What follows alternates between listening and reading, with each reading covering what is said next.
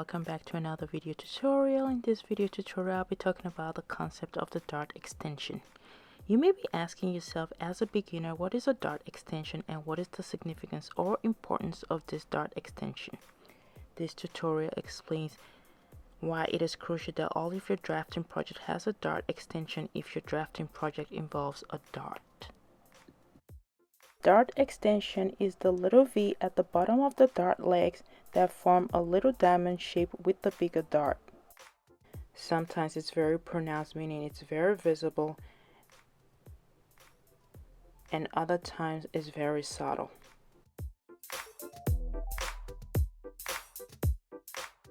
There are many different ways to create the dart extension. Some people just draw the little V at the bottom of the dart legs after they've completed their pattern design, and others draw it based on the scale of the dart on their pattern or sloper design, and that's how I do it.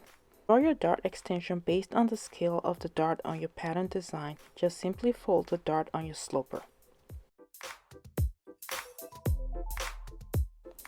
Then use a tracing wheel to create an impression along the dart fold. Then use your straight or curved ruler to draw on the created impression, and that would form your dart extension. When you create your dart extension this way, you are guaranteed that the raw edge on your dart and your 1/2 inch seam allowance will be matched equally, and that one raw edge will not be longer or shorter than the other raw edge when you join your dart piece to another garment piece.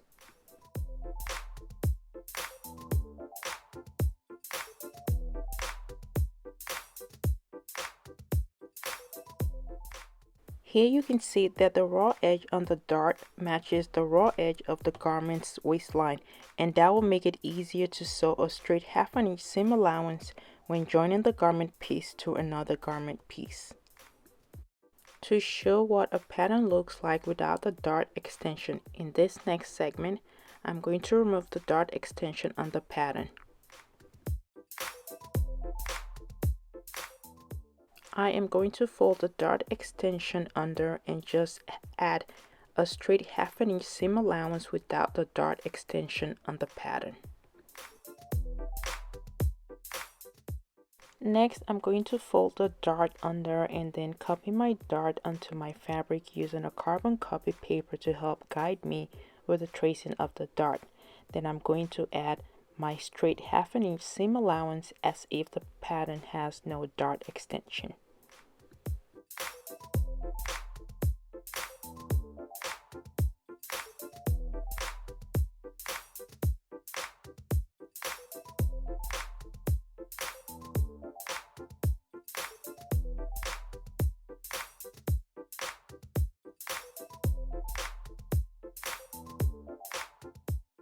Once that is done, I retrace my dart visibly onto my fabric, then pin my dart together and took it to my sewing machine to stitch up my dart.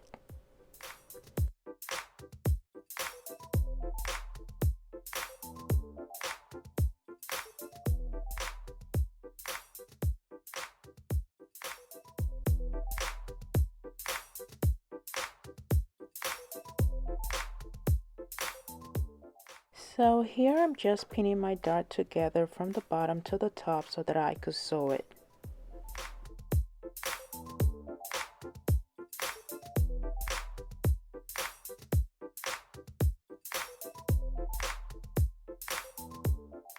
So here is what it looks like when you sew up a dart without a dart extension.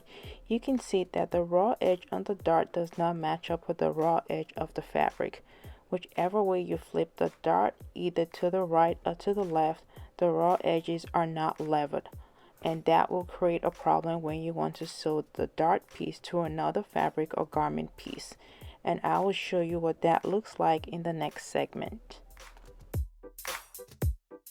So here I'm just showing a comparison of what a garment looks like when it has a dart extension and when it doesn't. The one on the brown fabric doesn't have a dart extension and the raw edges are not equal, but the one on the yellow has a dart extension and you can see that the raw edges are equal. So that is the significance of the dart extension.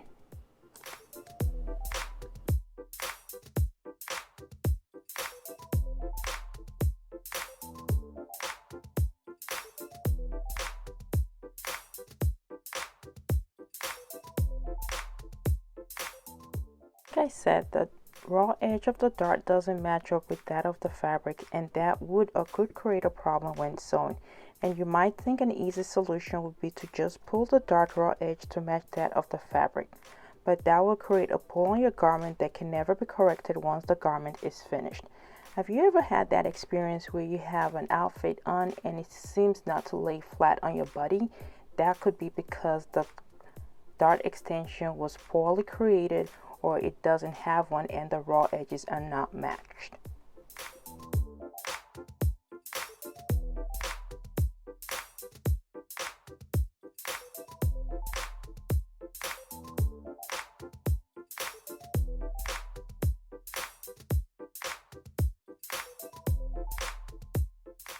Another problem that could occur is an uneven raw edge. You could see here that I'm trying to join the dart garment piece to another piece, and you could see that the raw edges are uneven, and that's another problem that could be created when you don't have a good dart extension. And if you try to pull the dart to match the raw edge, you will create a pull or tug on the garment that will be everlasting. Here is what it looks like after sewing it together. You could see that the raw edges of the two pieces are uneven and not matched equally. Another issue or problem that could occur is that the entire dart is not stitched or joined to the other garment piece, and a piece of the dart is not attached.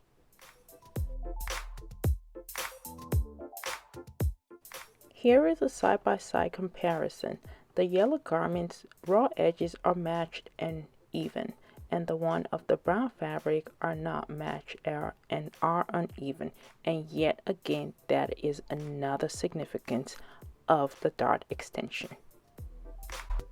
Okay everyone, we've come to the end of this tutorial. If I have made the concept of the dart extension a little bit easier to understand and helped further your fashion designing experience, please subscribe to my channel and give this video a thumbs up. Until my next video, bye!